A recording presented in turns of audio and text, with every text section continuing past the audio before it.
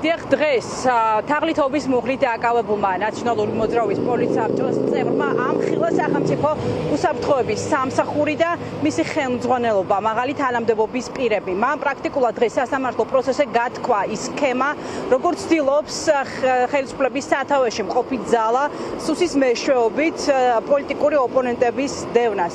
ლაშა ცანავამ დეტალურად მოყვა მისი დაკავების შემდეგ, როგორ განვითარდა პროცესები მოდულის შენობაში.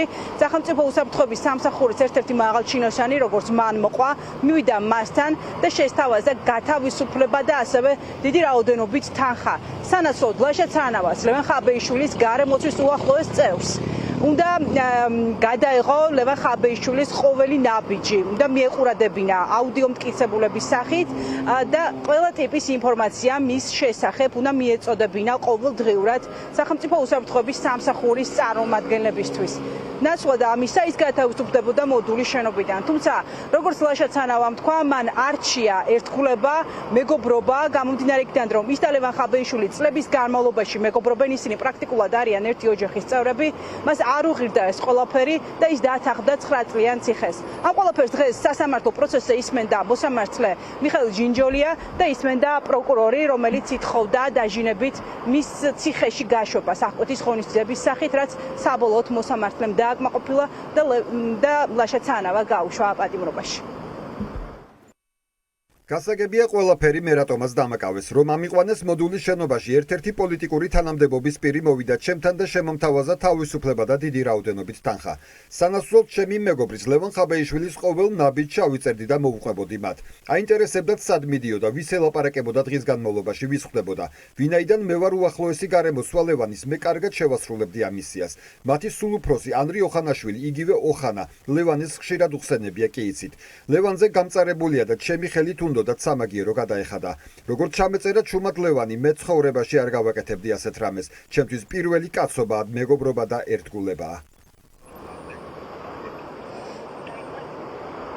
სასამართლო პროცესზე ადვოკატი ამტკიცებდა, რომ ლაშა ცანავას წინასწარ შეუკერეს დანაშაულებრივი სქემა სახელმწიფო უსაფრთხოების სამსახურის წარმომადგენლებმა ერთი თვის განმავლობაში მასზე მიმდინარეობდა მიყურადება, ყოველდღიური თვალთვალის ობიექტი იყო ლაშა ცანავა და საბოლოოდ მას მიუგზავნეს ირანის ორი მოქალაქე. ესენი არ იყვნენ უბრალოდ ირანის მოქალაქეები, რომლებიც საქართველოში ეძებდნენ ბინადრობის უფლებას, ცდილობდნენ რომ მოეპოვებინათ ეს ყოველივე, ისინი არიან ადვოკატის მტკიცებით სახელმწიფო უსაფრთხოების სამსახურის თანამშრომლები, დაქირავებული აგენტები, რომლებიც რამდენიმე კვირის განმავლობაში ლაშა ცანავასთან მიდიოდნენ და სთხოვდნენ დახმარებას, რაზეც საბოლოოდ მისგან მიიღეს თანხმობა და როგორც საგამოძიებო კუთხება ამტკიცებს, ნაციონალური მოძრაობის პოლიცსაბჭოს წევრმა მომსახურებაში ბინადრობის მოპოვების დახმარებაში სულ მოითხოვა ჯამში $6,000.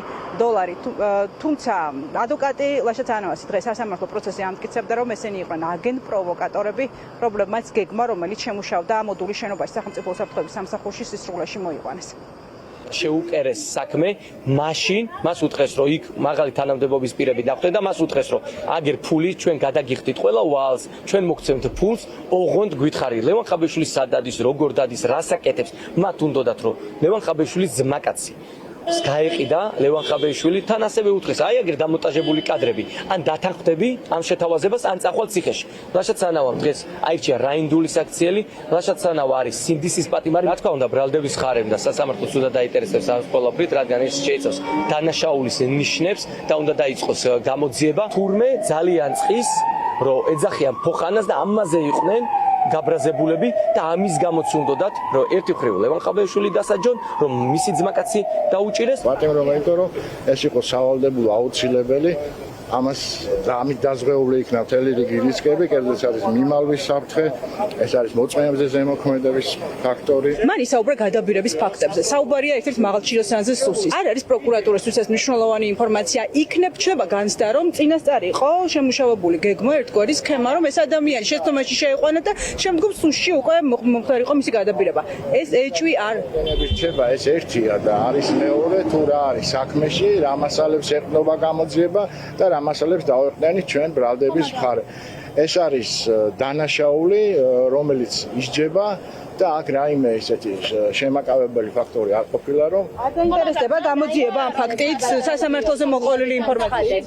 აუცილებლად თანამდებობის პირების მიერ შეთავაზება. ველოდოთ, რომ დამნაშავე პირთაწრე გაიზრდება. ამაზე ბრალდების ხარა იმჯელებს და როგორც კი გამოიკვეთება მათი მხრიდან დანაშაულის ჩადენის ფაქტი, რა თქმა უნდა, შესაბამის რეაგირებას მოაქვს. აშინებთ ხაბეიშვილის აი ეს აქტიურობა და საზოგადოების დამოკიდებულება ლევან ხაბეიშვილის მიმართ მათ ძალიან კარგად დაინახეს, როგორ გაერთიანდა საზოგადოება მის გარშემო და ყველაზე მეტად სწორედ ამაზე ღელავენ, ამიტომ ესხმიან თავს, ამიტომ ამ წინასწარ მომზადებულ პროვოკაციებს აწყობენ, მაგრამ კიდევ ერთხელ ვამბობ, ვერაფერს ვერ მიაღწევენ, ბრძოლა გაგრძელდება ბოლომდე და გაგრძელდება ჩვენ გამარჯვებამდე.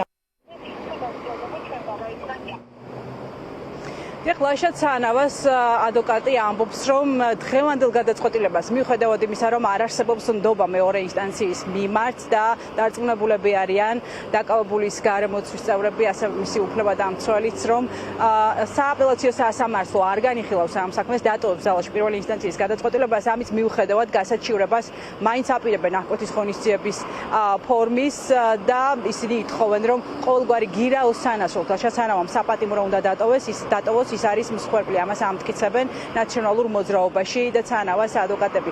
YouTube არხზე ცოტა ხნის წინ გავრცელდა ლაშა ცანავას დაკითხვის აუდიო ჩანაწერი, რომელსაც TV პირველის მაყურებელი მოგვიანებით ვრცლად იხილავს.